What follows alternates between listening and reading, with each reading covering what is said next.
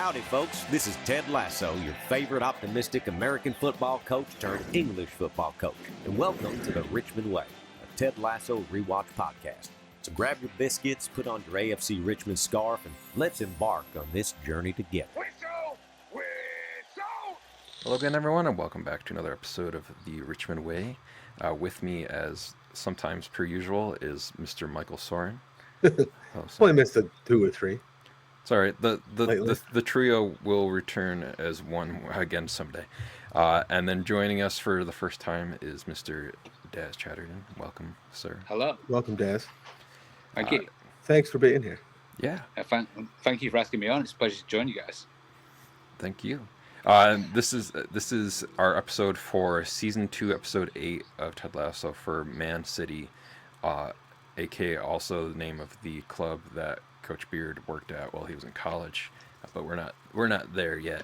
But this episode is also a Man City because, as you can see, Bonnie's not with us today, but she will be back again for Beard After Hours. But Daz, we've been talking to people as we've had guests on to trying to get Lasso origin stories. So for you, how did you first come across Ted Lasso, and then how has it kind of influenced and been a part of your life since you've gotten into it? Yeah, so obviously I'm a Premier League fan. My team is Man United, not Man City. And just to clarify, but during every Premier League game, Ted Lasso was heavily advertised because obviously it's based in the Premier League. So I think each time I saw the advert, at first I was kind of like, this looks a bit naff, a bit too cheesy, but I'll have a look at it and give it a try. Anyway, by the first episode, I was hooked.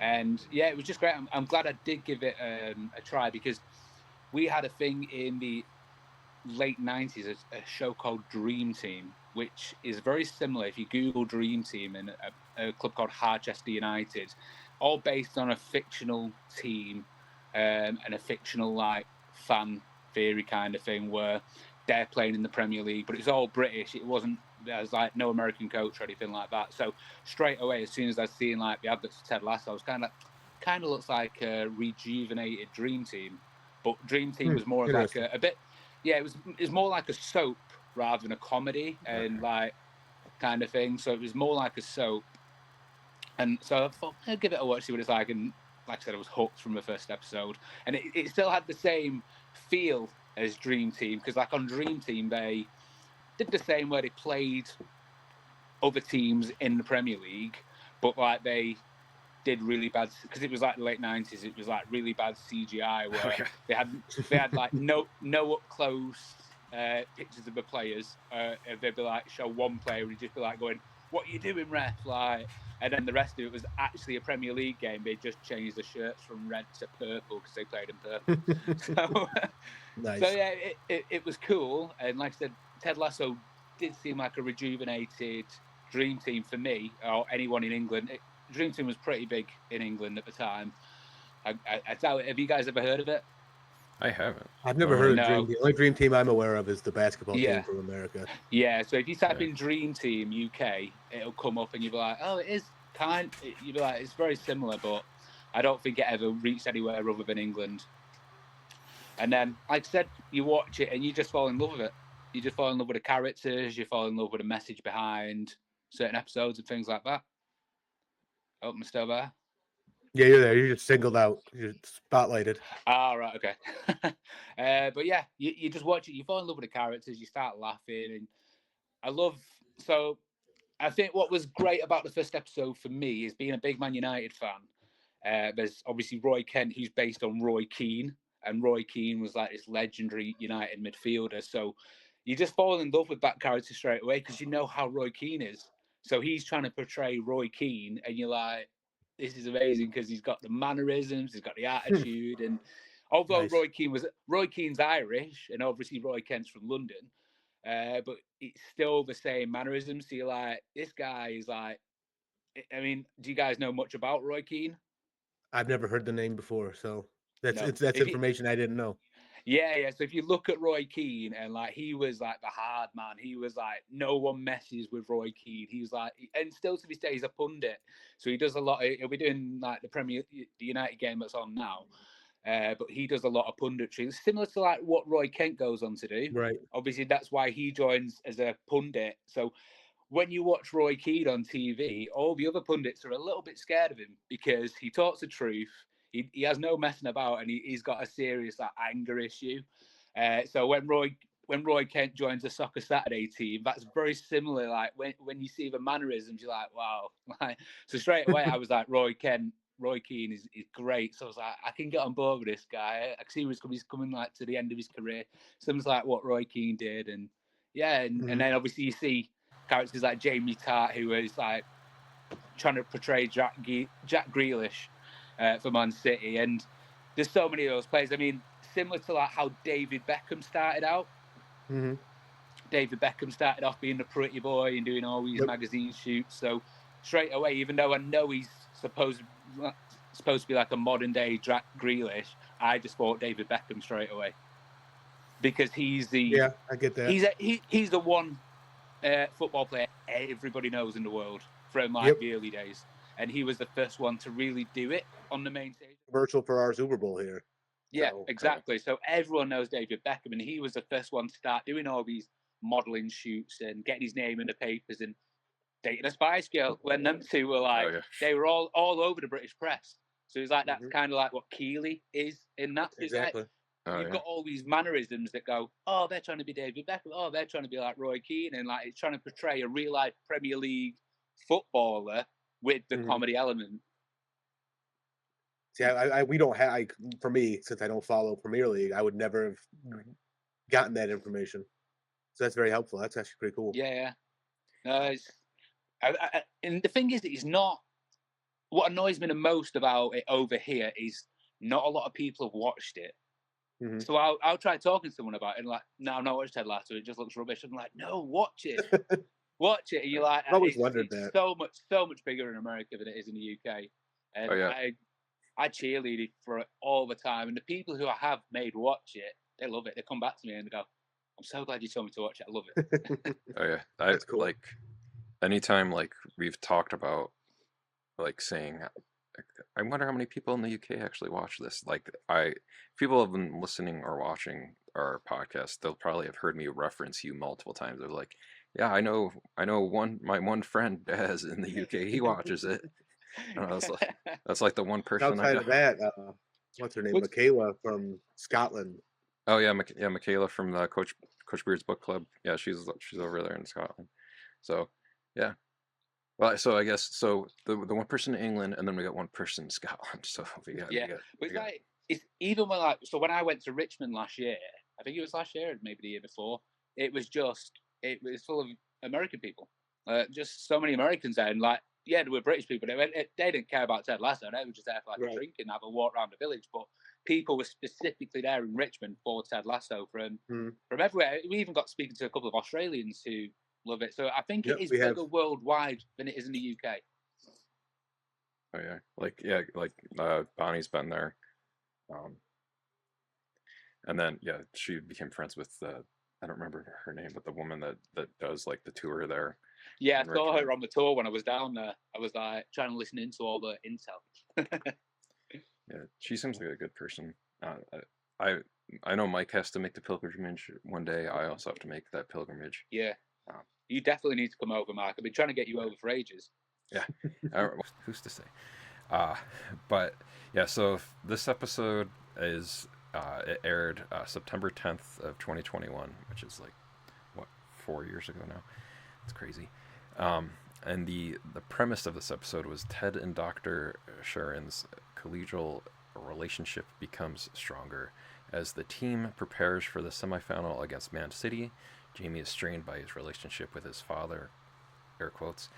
Rebecca bravely moves forward in a personal relationship. So yeah, for this episode, like what were you guys like overall kind of thoughts as in regards to like just like what happened in the episode, what we got for like character developments and whatnot? We can start with Daz because you're our guest, and then Mike, and then I'll round it out? I think it was very powerful for Jamie to finally stand up to his dad, because obviously he's very anxious about it. He's not looking forward to it, and I think you can see the emotion building up at him, where he snaps, and he just gets to a point where he's like, "You cannot talk to me like this anymore. And I won't stand for it." And he just gives him a good hard punch, and stands up to him for the first time, probably for the first time in his life, because he's obviously been bullied by his dad. Very similar to George standing up to Biff. So one of them, and it gives him the confidence to maybe move forward in life. That's true. Quick aside, that's my origin story for how I met Daz, is because we were both huge Back to the Future fans. So, and then it just kind of went into Ted Lasso, but had to get that in there. Sorry. Oh no worries. Well, I've told Mike this and other people too, is that my origin story with Ted Lasso is that someone sent me a clip of Coach Beard doing the Ronald Reagan, the actor, and I was like, oh, the show references Back to the Future. Okay, I'll watch the show. Yeah. So my connection to the show is also Back to the Future, so it's like that. It's wrapped back around like that. Love it. How about you, Mike, for the episode? It's a very great episode, in my opinion. One of the better ones they've made. Strikes a lot of chords with me personally. There's also a lot of background storytelling, like not right in your face things, like the bottles in Sharon's kitchen, the fact that Jamie has dad in his phone and there's no other messages when you look at it, just where's my tickets? Things like that stand out. Although it does start one storyline I absolutely hate, and that's the Rebecca Sam storyline. Okay. Oh yeah, we'll get into that. I think it also I think it's also to start a relationship for the Doc and Ted. They finally they have common ground. They get some common ground. They finally got so. Although her patient confidentiality when she's on the phone at the start is not impressive. All right, fine. Oh yeah, like with she's talking to someone on the phone about Ted Lasso. I'm like, come on, you gotta have a bit of confidentiality. Oh yeah, well, that's meant to be her therapist, right? That's what my impression was. I assume so, yes. But I guess I wonder if that's like a weird gray line when you're a therapist talking to your own therapist, because like, can you then share that with them, because they then can't particularly a doctor share that with someone else? So is that like, do they have HIPAA laws in the UK? Where because here under HIPAA we can't say things to other patients, but doctors can share in the network amongst themselves. All right, I didn't know about that. Because they're under the same protection. Like, I can tell them because they can't tell other people. It's a consultation then. Yeah, that's true. Didn't even think about it that way. Not that I'm assuming most wouldn't. I'm sure they'd be like, I have this patient, and they'd be very vague. Yeah. Not outright. Yeah. Ted Lasso's an asshole. Oh, so one of your patients is the coach of the Premier League AFC Richmond team? Yes. Yeah, that is true. But I don't know. That does feel like a weird gray line. But we can all agree that Dr. Sharon does adhere to the rules far better than I forgot what his name even is, but like what Ted and Michelle's therapist's name was, Dr. Douchebag. There you go. But yeah, I thought this episode was great too. I like that, like you were saying, like there's like a lot of little subtle things going on kind of in the background in here. I like that. Yeah, Dr. Jacob, there you go. Dr. Jackoff. But like there's lots of like pairings in this episode, like between like the Sharon Ted kind of relationship becoming more of like a friendly thing going on there, and then the Rebecca and Sam stuff and how that like works into it. But then like even I like in this episode too is that like we get that shot of Jamie's phone where it says dad in the quotes, and he doesn't answer it. But then like within that same scene, Sam also gets a call from his dad, and just says dad, doesn't have the air quotes around it. And it's this juxtaposition of like Sam's dad calling and like, you know, congratulating him and being proud of him, and then like just because of like how he is fathering, or like, you know, being a father to Sam, that gives Sam the confidence to then like finally ask the person that he's talking to on banter out like on a date.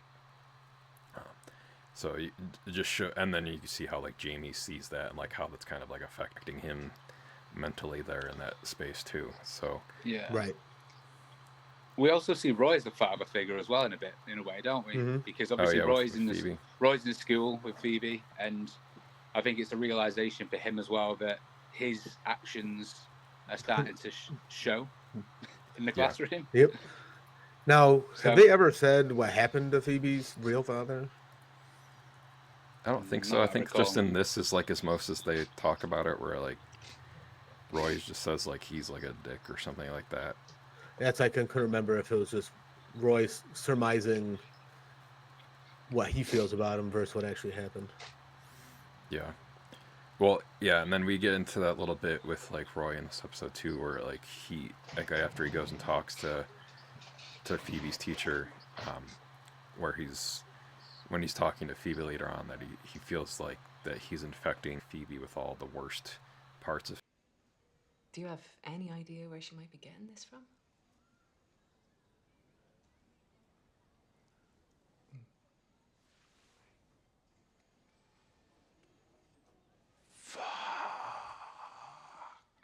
This was her 5th offense. She got warnings, then isolation. Now I'm afraid she has to go home for the rest of the day. You know the influence you have on her. Use it.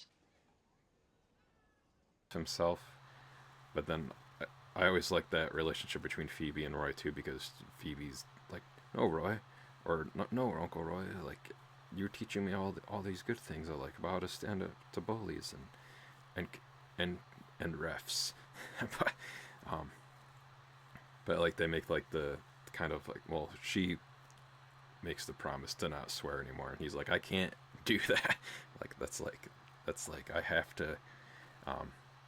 But yeah, like I really do like this episode, how they kind of do that all over in this show too, which I think is a cool thing. Is like they pick like a theme of like what they're going to be doing for as far as like an overall thing for that episode, and like this one was just kind of like that paired relationships, father relationships, like the whole show is the father relationship thing, but like this episode also has that great Higgins quote that I really like, when like Jamie goes and talks to him while he's in his like what would you call it, like the broom closet, janitorial closet, whatever, and like their whole back and forth there, like Higgins is like, fathers and sons so tricky, they're Well, I try to love my dad for who he is and forgive him for who he isn't. Look, Jamie, whatever he may be, he's your father, which makes him a VIP. Names? great songs about it. And Jamie's like, I think they do. And I like that whole scene back and forth, and then just like with Higgins' last line there is I try to love my dad for who he is and forgive him for who he isn't, which that line always stuck with me so much that like I even, like Mike knows this, I put that in my dad's eulogy a couple of years ago, like just because of how much it like kind of stuck with me from this episode, which like that can be easier or harder depending on your relationship with your dad, or if you don't have a relationship with your dad too. So like I know, like I think that's a good statement for Higgins to say in this though too. So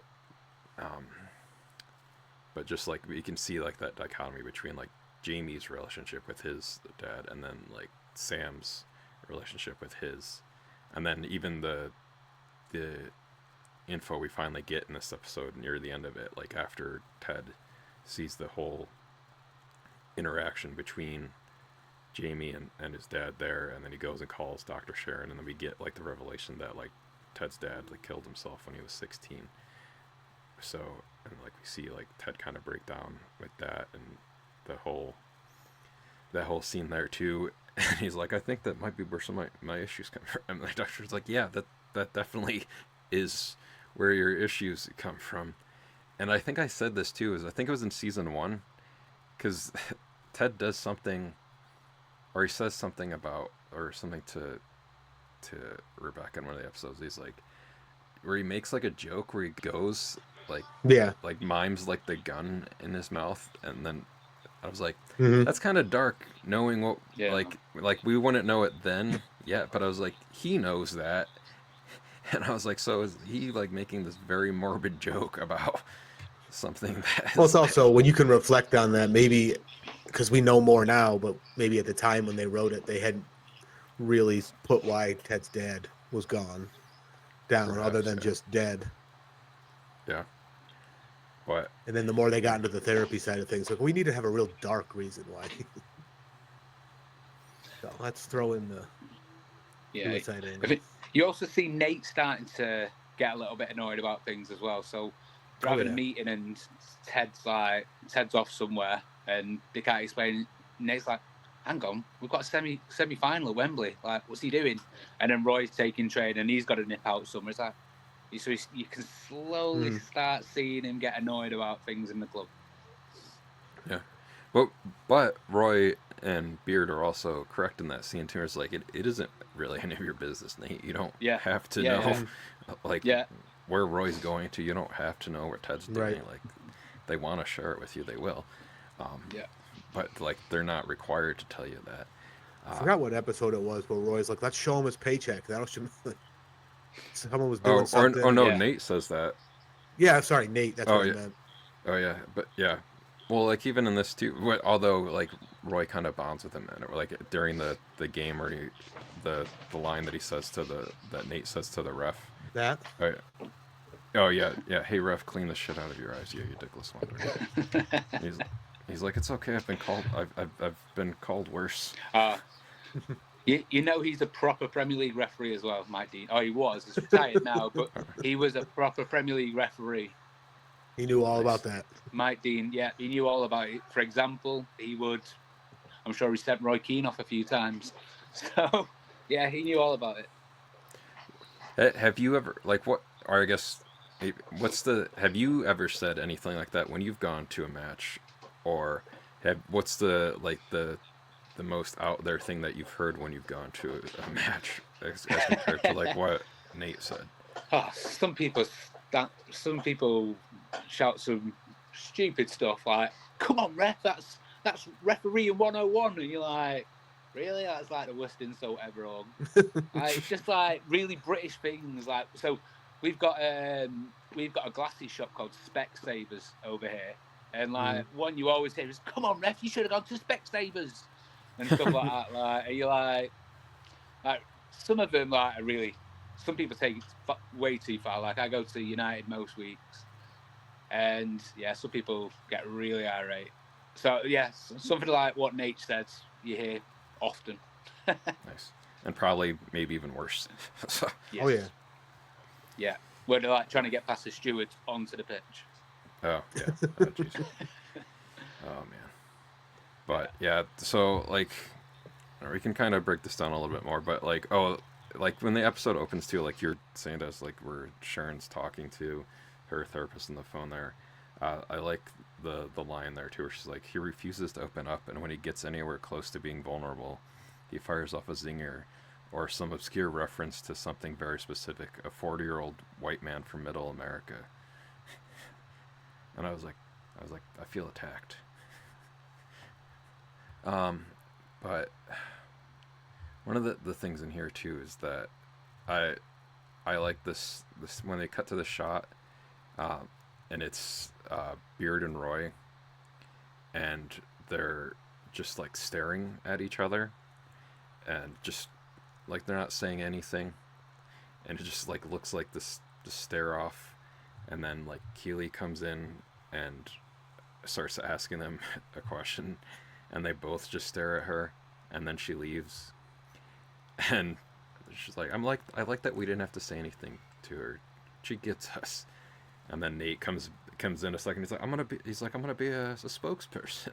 So like she was able to get Nate like right away for it, which also just shows like again like Nate like how much his ego is still feeding into different things that he's like doing here. So that's kind of like a subtle thing with Nate there, but I did think that's interesting. Like, I don't even know what that scene was about. It's like other like where it's like Roy and Beard. Like, how long were they doing that before we became a part of that scene with Beard and Roy just standing there staring at each other? Like, how long was that happening?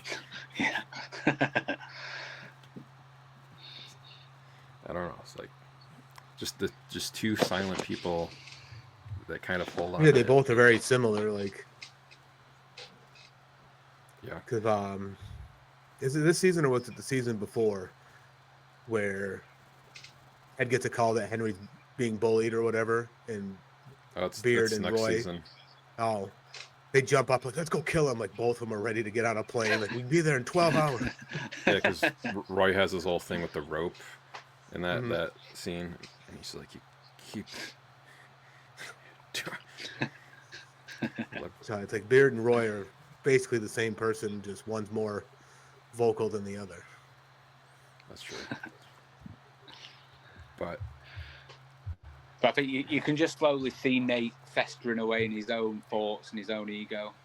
And it's all, Yeah. obviously we know what it builds to, but it's good to revisit and see it festering away at him again. yeah, that's true. The other thing that I like after this too is when they cut to the scene with Rebecca and Keeley in Rebecca's office, and Keeley's trying to figure out like a way of telling or just like saying she has to go take a shit without saying that, and she asks Rebecca what she would say for that, and she was just like Reapplying a lip liner. reapplying a lip liner. And I like the whole like reasoning behind that. It's like it's because men won't know what the process of what goes into that, and women will know that it takes quite a bit of time. So if a woman ever tells you that she's going to reapply her lip liner, then Yeah, Then- you know she's got free shit. yeah, there you go. So there you go. Or Yeah. That's or what you can Bonnie's just doing. start. She's reapplying her lip liner right now.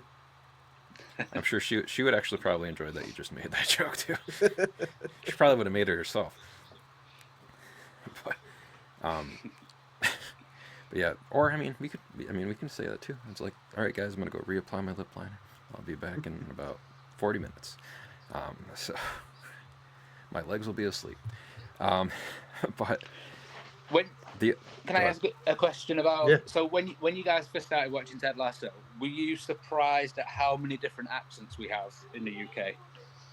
Because usually when you guys watch a film over there, you used to like hearing Hugh Grant speak, for example, with a really posh voice, and I imagine that. But when you listen to it, you've got Scousers, you've got Manx, and you've got Cockneys like Roy Kent and Jamie Tart. My answer to that is no, because I had watched like 12 seasons of British Bake Off prior to Ted Oh, Lasso. right, okay. So I was surprised at British Bake Off. I was like, wow, I can't understand these people. They all understand each other, but like, can't understand that accent at all. Is How it many big over countries there? are the in this Bake Off? country? It's bigger than you'd realize, Wow. but it's not as big as it is over there. It's definitely got a cult I don't following watch it. over here. Mike like They soggy tried to do an loaves. American Bake Off, but it didn't take hold Right. because Makes sense. they mainly use celebrities instead of actual, like they did it. Yeah. Like what they did Fair over there enough. with like amateur bakers, real people, Right. not throwing a celebrity in there trying to see if they can bake. Yeah. They- It's always one of them. It never works out. Like Mark, you've watched the original In-Betweeners, and I don't Oh, think yeah. the American In-Betweeners just didn't work. Oh yeah, that was horrible. One I could It think didn't of that was translate. massive success was The Office. I don't know Yeah, if there's, oh, there's yeah. probably other ones, but Yeah. Yeah. Oh yeah, I was gonna say like not for me as much too, just because I watch a lot of British television already. Because like, just yeah, like the In-Betweeners or like Friday Night Dinner or Doctor Who or yeah, the IT Crowd. uh, geez, like, what else? I mean, there's a bunch of like I've packed a bunch of my stuff away. But oh, like yeah, just yeah. I watch a lot of British television, so not for me as much. Just because and then I tend to watch a lot of British movies too. So I don't know if it's just maybe, but I do like there's a joke I think in the first season, not like the first season of New Who, like with Eccleston, where he's like a lot of countries have a north, where like she's asking him like why he has a northern accent, and he's just like, yeah, a lot of places have a north, so that's why my accent sounds like that, even though I'm an alien. But yeah. Yeah, we have the South here, so. Oh yeah, yeah. They got this. I know technically this is an accent, but like, Everyone I know, has some type of dialect and accent. Like, we don't Yeah. realize it until you're outside of your area. Yeah, true. but I know that like the ones that are like the more like I guess popular or well known accents from like the U.S. would like Mike said would be like the South South, or Midwest, Yeah. Midwest, like Minnesota, like or and Long Island. That yeah Long Island, like the New York kind of Yeah. like How you doing, accents. man? Yeah, like Yep. like Yeah. that. Yeah. Or like Boston, like where you Boston. don't pronounce any of the R's, and like Harvard, The A's. like yeah, or no, yeah, A's, yeah, okay. They're all A's. Or if you watch the SNL skit, the Californians. Valley Girl. Yeah, the Yeah. Valley Girl accent. So you got a little bit of and then like Texas. That's like a different South Mhm. than the But yeah, South. there's different Southern dialects. There's different Northern. It's all. Creole in Louisiana. Yep. If anyone's seen Deadpool and Wolverine, that's not exactly the That was an over zealous version of that yeah. accent. Yeah. About to make a name for myself, yeah. That But- dog, you know the dog from that film? He's like, I only watched like half an hour of it before I turned it off. It just wasn't my thing. But is there like a really ugly dog in that film? Yeah. Mhm. Isn't he from England? Yeah, it's from England. And when the film was out, the dog was going to different cinemas doing a meet and greet. Oh, It was like it was being advertised as like come to Cineworld and meet an ugly Meet dog or Dogpool. something, whatever it's called. Dogpool, yeah, that was it. And I was like, and That's funny. you see these like huge queues. people just want to see But- a dog. They don't even care if it was in but fair play, it gets people back into the cinema. Mhm. Which is Exactly. always a good thing. It's always Yeah, a good thing. definitely. Great, Sylvie. But yeah. So the other thing too is like we already talked about this a little bit is like Roy going to speak with Phoebe's teacher. And I think is this the first time that we see? No, because Ted goes to the school in season 1. Yeah. Okay, yeah. But so like this is another time that we're seeing her. But I like how she has this whole Then there's the- conversation. Is the teacher in the bad breath part of it? I think so, possibly, Oh, maybe. I don't recall. I don't know. Oh, We've are you seen it talking like in before, the Christmas episode? Yeah. Mm. Maybe. I enjoy, even though they have a really serious chat and things like that. Like you need to be careful because she takes a lot from what she sees from you. She just Yeah. had a really big go at him for swearing, and she goes, "Fucking glitter." Yeah. Yeah. I mean, Yep. that's true. Glitter Glitter is Glitter. everywhere. is the College I worked at had a no glitter policy because of that. Jeez, glitter is the herpes of arts and crafts. Once it's on you, Yeah. it does not go away. Oh, I know that. I know about that of a 4-year-old at the minute. Coming home with glitter on 6-year-old everything. here. Mm. Yeah. Yeah, to clarify, they're talking about Mike and Daz are both talking about glitter on their 4 and 6-year-olds, not the other thing that I said. Glitter, Yeah. glitter, glitter. Glitter. Yeah. But yeah, and then like I like that, like Ted is the one that goes to pick up Dr. Sharon from the hospital, and she thinks like the voice memo notes just like disappear, which they do, but Ted saved them all. So, and like the ones like that she made, like while she was very concussed.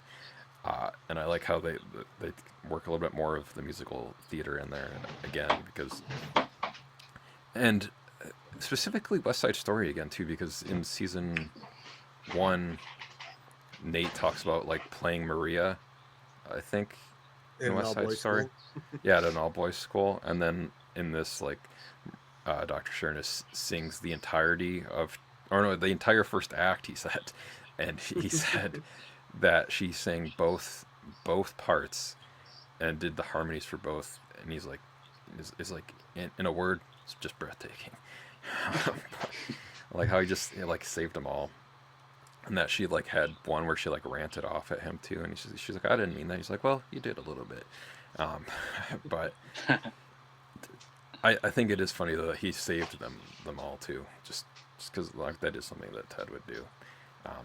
But I do like in this like how you can see how they're getting a little bit closer, and then by the near the end that like he like bought her new bike too, so I thought that, and they kind of also bonded like you said, Mike. You could see the empty bottles that she had, which was like, well, I just said this on our last one too. It's like Ted kind of has like a little bit of a tiny little bit of a drinking problem, where Well, like it's a he's coping mechanism. yeah, that's like his like I was like when you see Ted with hair that's not all done up and nice and combed, but he's got the hair hanging down. That's when you know that he's been drinking because that's disheveled That's drunk Ted. Ted. You got drunk disheveled Ted. But like he saw that, and then like he made the whole comment about like corporate housing. So you can kind of see like how like between like how he's Yeah, he's bonding trying to between like find- that and her Yeah, and he's his place. Inroads. For those inroads. Yeah, but I do think it's also funny too. Like she's vehemently trying to get him out of her place, and he just is. He's either is getting the hint and just isn't like, you know, acting on it, or isn't getting the hint and I just like how he drinks that entire glass of water. And it seems like it takes like a full minute for him to drink it too. And the sound design on it too, it was probably Kip, like with that, like that, where it's just very focused on like you can hear like the swallow of each chug of water in that too. Just like hyper focused on that, I think is funny. But and then the scene we get shortly after this too. I think this is the first time too, like with the Isaac throne haircut Yeah. kind of thing in the middle of the This?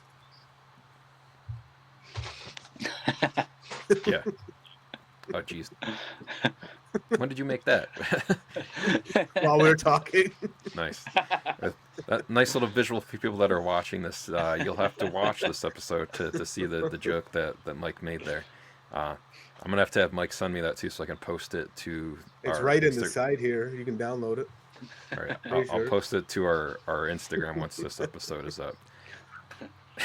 Couldn't But, help myself. Yeah, like I like the whole like pageantry of what like goes into, and kind of like the mystique and like mythos of what goes into like an Isaac haircut, or like all Yeah, the they different really players. play it up. Yeah, and you can tell that Jan Maas is like kind of new to the team because he's like asking all fuck up, these Jan Maas. questions. Yeah, shut the fuck up, Jan Maas. He's Dutch. It's okay. Is that true? Do the Dutch have no sense of humor? Uh-oh. Is it true, Daz, to do the Dutch? Oh, have sorry. Oh, It just went a bit quiet then. It went. So say that again, Oh. sorry. We didn't know if it was true if you interacted with many Dutch people. Do they have no sense of humor? Can't say I have. The only Dutch people I know are obviously players who play for United. But you only ever really see them in like TV interviews. But no, I've not really interacted with any Dutch people. nice. Well, if there's one thing that Mike hates, it's people that are intolerant of other people's culture, and the Dutch. Right, You Mike? lost me there. Colonies, small hands, smell like cabbage. Yeah, I'm not following. Austin Powers and Goldmember. God damn. Oh, I haven't seen that in a long time. Either have I. I like I just retain things that have no use to them. I did watch the first one on an airplane recently. Very nice. Didn't realize how old it was until I turned it on. I was like, holy crap. Yeah. Oh yeah. Now we can get into Mike's favorite part of the episode, the Sam and Rebecca. So we finally so we had that at the beginning of the episode where like Sam finally asks the person he's been talking to on banter to meet up. So before she goes in, Keely FaceTimes while she's moisturizing her face, Rebecca to go into the restaurant, which I also liked the Rebecca like reaction to just seeing Kaylee with the moisturizer all over her face. But then first both Sam and Rebecca thinks that it's just a random crazy happenstance that they're both there waiting to meet somebody. And then Sam sends the message in there saying what he's wearing, and they're like, oh shit. So I guess I'll ask you, Mike, first, because you seem to have the harder kind of opinion about it, and then I'll ask you, Daz, and then I'll go. I mean, I get it from a storytelling standpoint. It's juicy. It's unexpected that those two would get together like that. But from just a creepy standpoint, I can't get behind it. And then, like, I think about if you look at Bill Belichick of the New England Patriots, he's 71 and his girlfriend is 24. So it's just, there's a creepiness to it. And for Ted Lasso standpoint, Rebecca's supposed to be going on this upward trend, and this feels like a downward thing for like, there's, I don't know. And then how it plays out doesn't jive with me. Like, I would have had other choices, but I guess why I'm not hired as a writer. I have other opinions on how that should have ended. I don't know, I just felt icky, and I didn't no, Sam's on this upward trajectory. He's full of confidence. I get it from his standpoint, but for Rebecca should have been if she's supposed to be moving past all this stuff, being better for herself. Like, would this have really happened? That's true. Like, yeah, I think, yeah, it's her. She's the boss. She's supposed to be all of a sudden behind the team, wanting what's best for the team. And this clearly is not what's best for the team in my mind because of how poorly it could go in the end. But can't go back, can't change what's been done. I just didn't like it. Never sat well with me. And then, like I said, you look at a true storyline now is Bill Belichick, 71, girlfriend, 24. And how creepy that is. Rebecca DiCaprio? Leo, yeah, you got him too. Yeah. No one over 25. I think you see it with a lot of big owners, especially like in the Premier League, like the chairman. Oh, that's my cat knocking over my camera. You see it a lot in the Premier League. So like the chairman or chairladies are always at the league games in the boxes, and they've always got a younger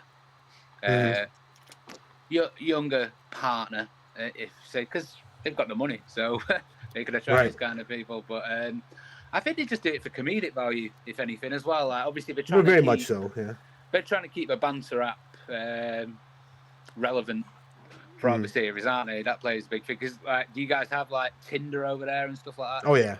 Yeah. So obviously banter's a fictional version of Tinder, but I think because it plays such a big part in it, I think they're just trying to keep something of relevant going through that. And I think they just come up with a comedic, let's put two complete opposites together and go from there. Yeah, it's definitely what happened. Is just, okay, this is the most obscure pairing we could come up with. Yeah. And it's kind of also based off the thing in season 1 where you kind of saw that little bit of chemistry between Sam and Rebecca in the episode where everybody was like burning stuff to get rid of the curse. Something like that, yeah. I think that was the episode that we kind of see the little tinge of something ish with them in that one too. They do at least play it where like that like she's very very very against this, and like even has like whole thing. She's like, "What? You're like 25." I was like, "I've been grooming you. I've been grooming." He's like Right. 20, 21 actually, and she's like, "Oh, I'm a pedophile." I'm a pedophile. See, I would have had it been like, should she want to go down this road? In my mind, she should have like traded him or loaned him to a different team, so she's like not his boss anymore. But Well, then, in the other Oh. aspects of it as well, regardless of the age gap, I think it's good to show that there's someone there for everybody. Mhm. Because so obviously I you've got understand it as a yeah. storyline.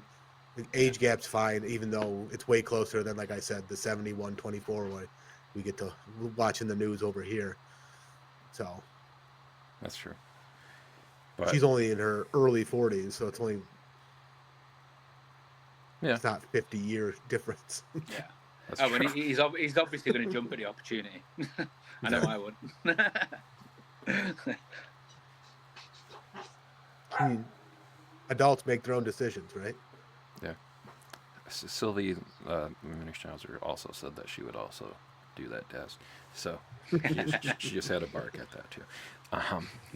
But yeah, because this is like the same thing, like what you're saying too, Mike, was like her being technically his boss. I mean, that would be the same thing for like anyone that likes the Ted Becca pairing too, is that she's just technically Ted's boss too. They're closer in age, but I mean, they're again still she's like his employer. That also might he's be why it irks me so bad, is because I wanted them to get together more than Sam and Rebecca get together. so the truth At this- comes out. No. So Yeah, I've always but- said they were supposed to. From Yeah. the first text message I ever sent you about the show. Yeah, the first message Mike ever sent me after I got him to finally watch it was like, "So when are these two gonna bang?" Yeah. Yeah. When you watch it, that's the way you think it's going to go. Definitely. Yeah, and we've had our friend Tori on, who her and her husband, they did a podcast called Their Soulmates, which was from the viewpoint of the Ted Becca kind of viewpoint of the show. Did you guys ever think Ted and Keeley would have got together? No, In the because fir- of how they first got In the together. first season, they were very close. And I thought they'd obviously be more brother sistery from the get go. yeah, I thought when Roy and Keeley split up, I thought they might have gone down a little avenue of that way, but they never did, which Yeah. obviously for the right reason. But after that bit of chemistry in the first season, I thought maybe they would, but no. Although, I think because Ted was married still when they first met, that option was erased in my mind. or also because Jason was actually dating a person named Keeley during that Yeah. season, who was working on the show, which is kind of funny in a weird way. But and I I think think they're too similar. Like Keely's Yeah. the female Ted. I think they're Yeah. too similar. It would never have worked in my mind. and So if you do see me just like looking out, it's because your Man United are actually playing. So I'm just like keeping an eye Oh, out. no. Every time I hear the commentary go up, I'm like, what? Like, oh, that score. But damn, what was it? Oh man, now I forgot what I was gonna say. Yeah, I think I legitimately forgot what I was gonna say. Oh, no, Sam's dad agrees on this too, because you see like how like we'll eventually see like when Ola comes to visit, like how he's kind of given Rebecca a cold shoulder there too, and like you can kind of sense that he wasn't like jiving with the fact that like his son was like dating his boss basically, and then like the age gap there too between them, which I'm not sure how old Ola is supposed to be. Maybe he's supposed to be like a contemporary to like Ted and Rebecca, or like within the same maybe like decade. But that could also be why he's like, hey, you're as old as you could also be his mom. So like she's but I don't know, the one other thing in this too, because that I wanted to talk about is that I like that we see that Ted is kind of actively doing the breathing exercises before the game too, to try to combat like his anxiety and his panic attacks, and then is like open with that to Higgins and Beard and Roy and Nate that are all there. And then I like that kind of it at first is like Higgins is like almost like a silly kind of thing, like confesses to something. He's like, I'm sorry, I got the time zones wrong, which caused us not to get this player we were trying to get. Which would have been kind of funny if they knew here maybe that they were trying to get Zava in season 3. They could have had like made that like a little like weevil of like a thing there that of like, wow, we didn't get Zava this season, but maybe next year, and then that's the thing. But then what was like Roy's thing was like, I don't listen to any of, or I don't read any of those reports because they're boring, Right. and I won't ever do it. And But then again, it goes back to what I was saying with Zava about him being based on another player. So he was based on like Zlatan Ibrahimovic. Yeah. Oh yeah, and then like they even made the actor like straight up almost look exactly like him. Yeah, it's brilliant. Like even with like Jamie in season 3, like how much more they make him look. So I was like, but yeah, like in that, and I think Nate's things like. Even like Nate's confession is like still kind of an ego thing too. He's like, I don't come up with good ideas on the spot. I've actually thought about them for months and make it look like it's spontaneous. That's like that feels like a weird like like I don't know. It's almost like a dickish thing. I don't know. Like, Yeah, he's not really revealing anything. He's just trying to build himself up. He's like, oh yeah, I'm actually really, really good. That's my thing I'm confessing. But then I like Beard's thing is that he accidentally drank the wrong pot of coffee when he was at Jane's. And then it was like the wrong pot of tea, you mean? Or tea? Oh yeah, the wrong pot of tea. It was like the mushroom tea. Because there's the joke. Oh, so you drink tea now? Yeah. Well, and then like Roy was able to pinpoint what game it was too. So like he knew that Beard was on mushrooms in that game. And yeah, and then just like Beard telling like, it's like, yeah, I don't know how to break it to you that I was. But I like how that's like we'll see that tea again in the Amsterdam episode. I'm assuming it's the same kind of tea because it's the mushroom tea. Yeah. But that time he was specifically drinking the mushroom tea. He did on purpose that time. But yeah, I think that was funny. Is like I accidentally was on mushrooms, and I was and like, how are you accidentally on mushrooms? But yeah, and butts on 3. Now we can get into this the Jamie dad scene a little bit more before we close out.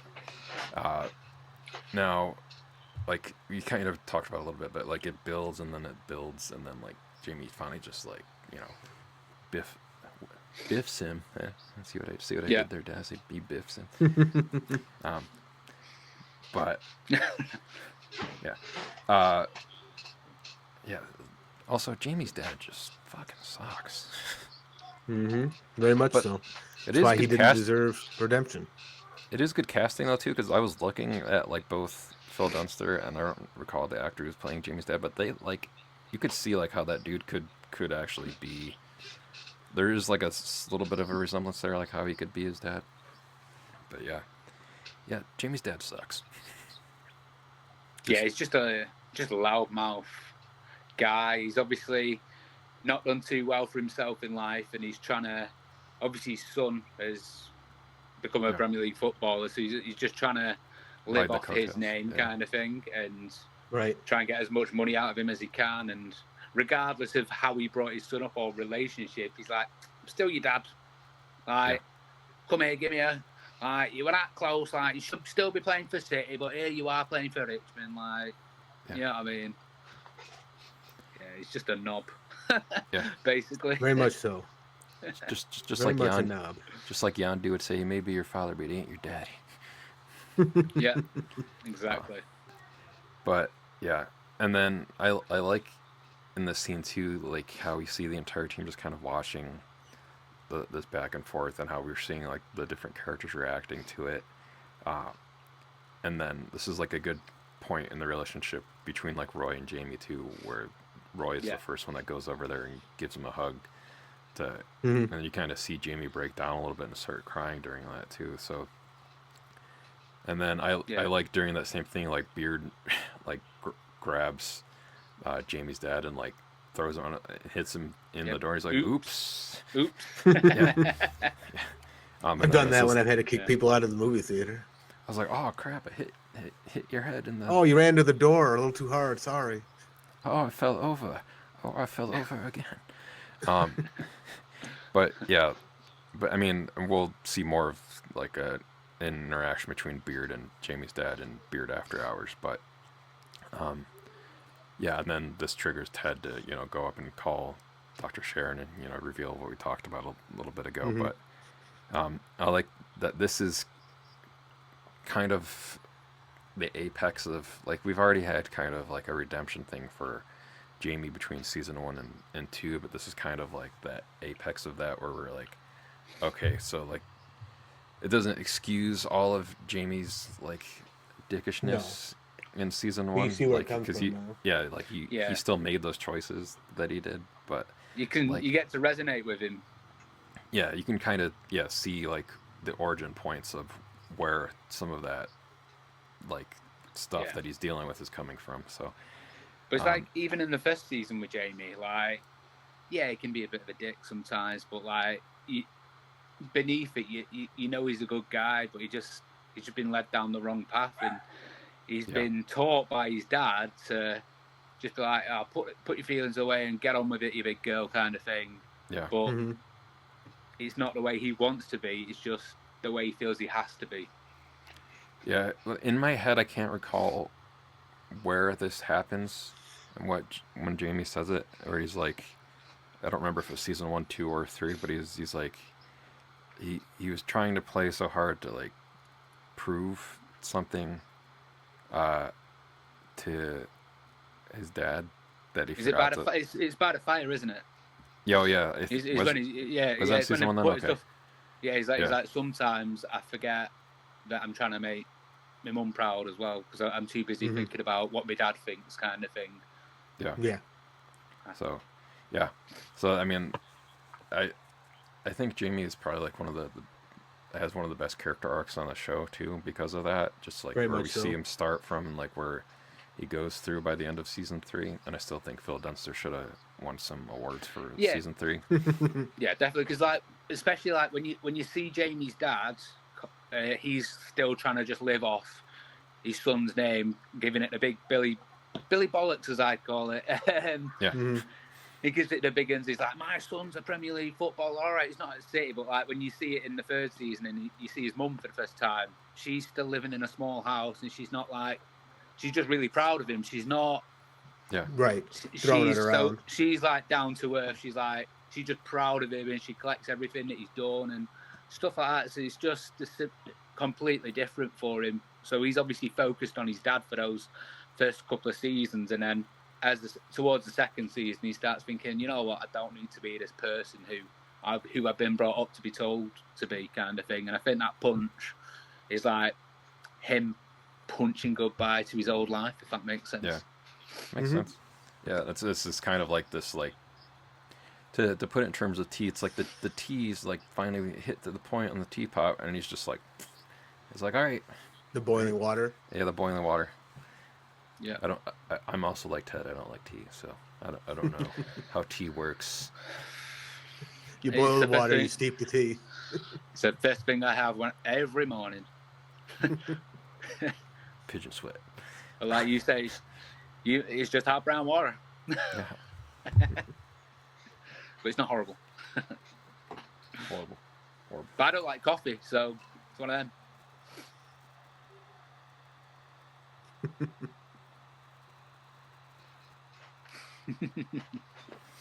Garbage water. Brilliant. I mean, I don't really like coffee. I don't like hot beverages in general. Just I don't want to burn my tongue. So You don't drink it There's that. scalding. Huh? There's some good ones. Do you guys get Vimto over there? Never heard of it. We've got like a blackcurrant drink called Vimto, and you can get a hot Vimto. It's really good. Never heard of it. I've heard of currants. I've never heard of Vimto. No, try it Vimto. It's good. Google it, see if you can get it. say hot Vimto sounds like a euphemism. No, it's a perfect winter drink for me anyway. Nice. It's great. Nice. You can get Vimto Fizzy. Yeah, Very you good. can get a fizzy version of it, yeah, but you also do it in like a cordial. Interesting. I'm gonna have to try that possibly. Well, it's probably. Do you have Liquid Death over there? What? Do you have Liquid Death? Yeah. Nope. It's just water. Is that Yeah, the thing It's fancy branding. Yeah, it's like canned water. But it was sounds like like originally. It sounds like the thing the copper goes into in Terminator 2. Oh yeah, Liquid Death. Oh yeah, yeah. There you go, Liquid Death. Murder your Yeah, thirst. it's just water. Yeah. With the But that- fancy branding. Yeah, like their whole thing is that it looks like it's in a can that looks like it's like alcohol, even though it's just water. But they've started like Doesn't taste very branding. good. Yeah. Well, the water part, like they have fizzy and they have just still versions of it, but then they brand it out It into tastes like like they went to their sink and just filled it up and canned it. yeah, there you go. They have like flavored ones now too. That they have like tea ones, but then they also have ones that like taste like soda, but it's still water. It's like but it's the fizzy ones, so it's like almost trying to trick your brain into that it's like soda, even though it's water. Still, it's like a weird. It's like those like water bottles you can buy that have like the thing that when you're drinking the water out of it, like it's not actually flavoring the water, but because it's like passing through this filter on Right. the way to your mouth, it's like tricking your brain stimuli. So it's like, oh, this tastes like grape, even though it's just water. Yeah. And It's I like, was oh, did you guys ever get the different flavour ketchups? Like, we had a green ketchup once. Oh, We yeah. did Like Heinz. in the Yeah, early yeah. 2000s. Yeah, and yeah, yeah. and the yeah. purple ketchup. They do, they do things like that. It's like, yeah, it's still ketchup, which is a different colour. It's like, Mhm. yeah, it Yeah, we tastes the had same. that. They just Yeah. use different food Cool. coloring. Yeah. Yeah, I think the green one was like what it was either for Shrek or for like Nickelodeon Yeah. like slime. Yeah, But- horrible. And then so to close this episode out, like this episode ends kind of sort of with Beard walking off to go to Beard After Hours. So it's like one of those first episodes where it's like legitimately like passing into the next episode, like where you could watch this and that back to back, and it's kind of like one thing. Now was there any quotes that like stood out to you guys from this episode that we haven't already said at all? I think going back to what you said about Higgins, I think that was the standout one. Oh yeah, I try to love my dad for who he is. And Yeah, forgive him yeah, for yeah. who he isn't. Yeah. Yeah, I've said it before. like that, oh, go ahead. I would say I like my water like Kyrie Irving likes Earth, flat. that one's got me. That's a deep cut joke there. Yeah, I was just gonna say about Higgins is that like Higgins has the one-liner inspirational like things, but Ted will have like the long speeches that are inspirational, but Higgins will have like the one-liner that's just as inspirational as the whole speech that Ted will usually say, which I always like those because usually the quotes that you see from the show are either something that Ted said or something that Higgins has said. Yeah. Mm-hmm. Unless it's something that Jamie said, where it's just usually like Pepe or something. I'm just me. Yeah. Or that. I'm not sure you understand how Yeah. psychologically healthy that actually is. But yeah, and then like we already kind of talked about stuff that was like calling forward in there. This episode I think had some of the most music in it outside of the Carol of the Bells episode though too, because it had Witness by Roots Manuva on there. And then it has like the song during Isaac giving the haircut. And we have Down by the Riverside, also during the haircut. Loving is Easy. Well, Sam and Rebecca have dinner. The Blue Moon is obviously the Man City. Yeah. That is a good song, but It's not. It's not. no. It's not. I only hate like hearing this. it. I only like that song because I like the movie American Werewolf in London, and I like that version of the song in that movie. 5 years ago, they wouldn't have used Man City. No one had a clue who they were. That's true. Our friend Mike Stebbins knew who they were. He's a huge Man City fan. Has he always been a Man City fan, though? As long as I can remember, yeah. They came to here and played in one of the football stadiums 2 or 3 years ago, and he was on front row center as close as he could be, all decked out in the light blue. Oh, jeez. He even started. He's got his own club in the region for Man City fans. Oh, jeez. Yeah, Like- Is he from the he's UK? big in- Yeah. No, No. he's not. He's Oh, from right, okay. he's from the same place Mike and I grew up. Right. Okay. And Yeah, he's which always is- been a Man City fan. Mhm. Yeah, it's Central as I New can York, remember. Central New York State. Right. Okay. Middle of nowhere, New York. Wow. Yeah, he's. a Although huge all three Man of us City did fan. grow up playing soccer, Oh, football, Not really. football, soccer, whatever.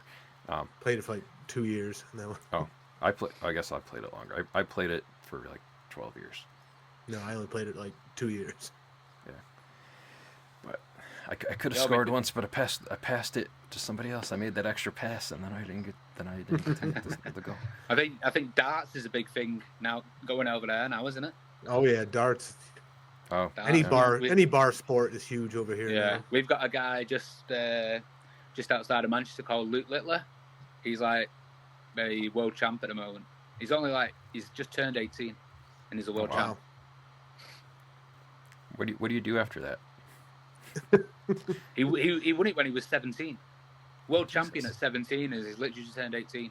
So he's gonna be playing darts, but you can just play darts till you're like 60, 70 or something. Yeah. Yeah, I So, mean that doesn't have as he's much got a of good wear and life. tear on the body Yeah, as like yeah, exactly. Yeah. other sports. I mean, I guess you just have But to. it's huge over here. It's on every. It's like on a. They do like a Premier League darts. It's called, Jeez. and We have it sell playing on TV here. sell out on- crowds and arenas and stuff Mhm. like that. Yeah, yeah. Well, I don't do Is it that. on the Ocho? That's not that big, but no, it's technically similar to ESPN, the Ocho, but it's not called the Ocho anymore. Oh, jeez. I like that the Ocho became a real thing after the movie Dodgeball. Like the Ocho actually became like Great it was a film. joke in that movie, and then it became a real thing in real life. Wow. Because They're it was like- all real stuff that was happening here. But it was like ESPN will never have eight channels, so we can just make this joke because it'll never be a real thing. There you go. But Yeah. I don't know. Was there? All the was bar there? sports are widely popular. Oh yeah. Oh, and then we also had Beware of the Darkness by George Harrison. When Roy He hugs. didn't know he was Jane- dead until just. So I didn't know he's dead. That is a good. And then we also have Oasis. Don't Look Back in Anger, Yeah. which we can all agree is a good song. Yeah. Absolutely. And then Somewhere Well, Only We Know Oasis. by Have they broken by up Keane. again? Somewhere. Not yet. Yeah. Do you know how hard it was to get tickets to their shows? Wow. Yes. Even I really wanted to go. It was so hard. And I could have got a ticket a couple of weeks ago. They had a resale ticket, so it was £150 to Oh, buy. that's not that bad. Or to buy face value, and Oh. Ticketmaster are selling the in-demand prices, so it was £400. I was like, I'm not paying £400 for one ticket. Jeez. And like, how good was the seat even? Oh, it was all standing, so it was Oh. all standing to like How good was 60,000 the- people. Seat. Yeah, When the Depends seat on when are you your get there. when the seat are your feet. I will try close to the time because there'll always be someone. Oh, yeah, selling a sometimes resale they, like, ticket. Yeah, or they release a bunch that they Yeah. like the day of or the day before. Right. Yeah. Yeah. So jack So up you the got to do price. it. Yeah. But yeah, was there any last comments or revelations on the episode that you guys wanted to say before we close out for this? just talking about when you were going on about the music, "Somewhere Only We Know" by Keane. It's always a great ending. Such a great song. Yeah. So even if they just use the intro to the song, like, Oh yeah, it's brilliant. it's a good song. It makes me think of the Christopher Robin movie now, Christopher Robin. but not the Which one? I was gonna say not the Ewan McGregor one, but the one that's like with Goodbye, with Goodbye, Domhnall Christopher Gleeson. Yeah, Yeah, the- that's where it's that's like the best about one. where it's like about a Yeah. Yeah. So guy. it was That guy. the one with Margot Robbie in. Yeah. Yeah. That was So a good we one. went down to 100 Acre Wood because I've got a friend who lives close by to it. Nice. The guy who Nice. looks a bit like Beard, who I went to Richmond with, his family lived down that way. So we went to visit we went to 100 Acre Wood where all the inspiration came from. And you kind of, after watching that film, when you like any Winnie the Pooh stuff, you kind of feel like you're a bit of a sellout. But it was good. Like, my little lad loved it because they've got like a proper like Winnie the Pooh house in the woods where it was all Oh, wow. inspired from, an Eeyore house, and you can like place Pooh sticks on the actual bridge where they used to do it at. That's So yeah, cool. it's really good. Nice. All fun things to do. Yeah, I'll have to do that. which you'll both have to do if you come over here. Yep. I will make daughter's it a big point. into Harry Potter, so she keeps asking us when we're going to see Harry Yeah, the Potter. studio tours is really good. We did. So there's a place a couple of hours from me where I like to go, just like, you know, when you go for like a weekend away to the seaside kind of thing.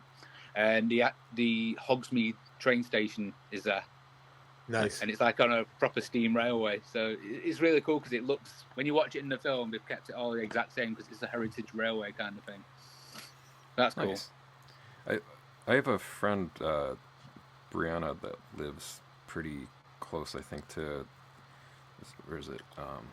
Or Northumberland. Oh yeah, Yeah, so she yeah, lives- like where the castle where they do all Yeah. the brooms. Yeah. But yeah. So, do you want anybody to be able to find you on the internet, Daz?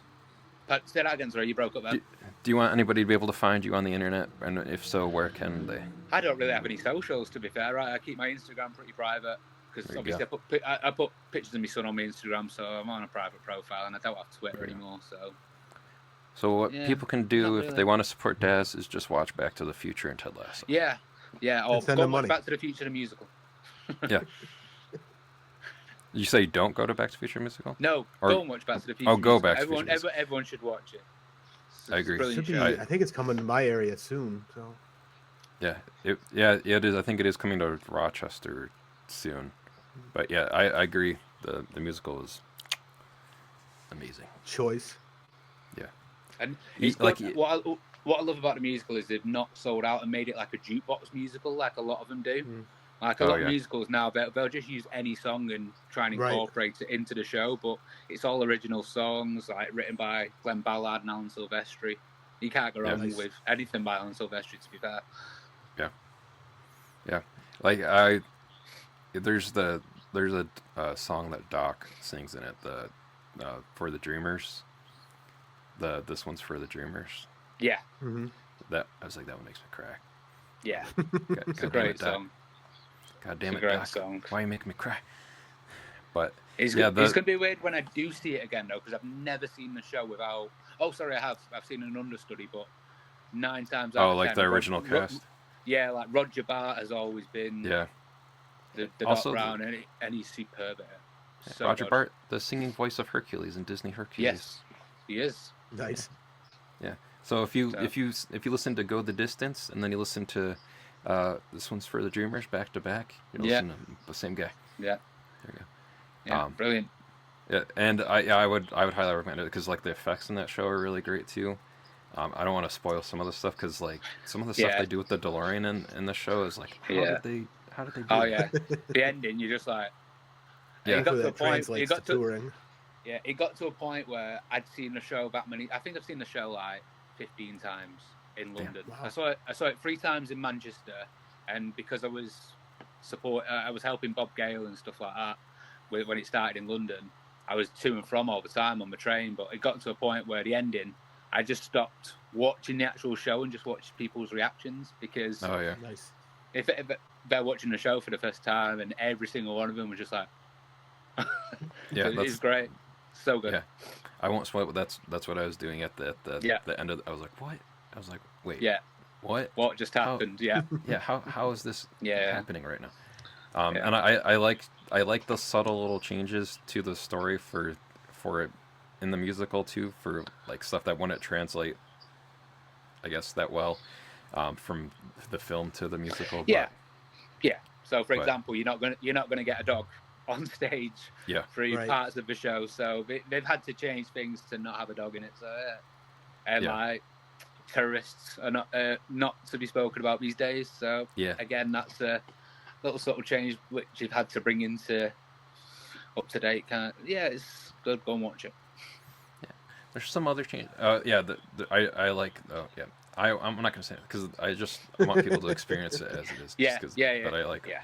that stuff. But yeah, so I think so. That'll do it for this episode of the Richmond Way. So if people can find our show at richmondwaypod.com, that's where this episode and all the other episodes and the Patreon and Squidward can be found. And there you go. And then for Bonnie stuff, you can go to vosuperhero.com. She's almost done reapplying her lip liner. Yes, she should be done. And another. She- Yeah. I've never met her, but she has like got the coolest voice ever.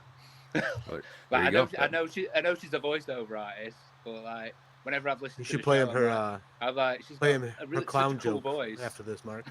Oh yeah. Once we're done recording, I'll send you that link and we'll play that for you while we're still on. But yeah, that's a good endorsement of Bonnie. So everyone go Yes. to vosuperhero.com. Des appreciates. So that's gonna do it for this episode. So thanks for joining everybody, and we'll see you again in the next Okay. episode. So until next time, folks, be curious, not judgmental, and keep rewatching. This is Ted Lasso signing off. As the man once said, the harder you work, the luckier you get.